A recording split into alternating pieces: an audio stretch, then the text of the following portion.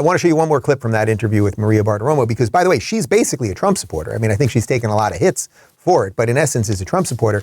They talked about whether Trump actually did drain the swamp in the first place.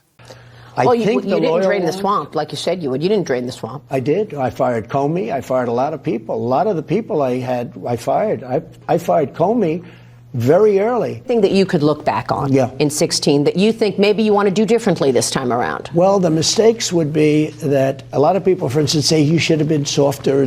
But I was under siege by people that were very dishonest. If I was soft, I wouldn't be talking to you right now. Believe me, I wouldn't have been able to finish out one of the most successful terms as president, to a point where it was so successful that I'm leading by 50 points right now. That wouldn't have happened. The mistake would be people. I wouldn't have put a guy like Bill Barr in. He was weak and pathetic. I wouldn't have put Jeff Sessions in. There are some people that I wouldn't have put in. Most people were good. But I had some people, we had Esper. I didn't like him. He was incompetent, I thought.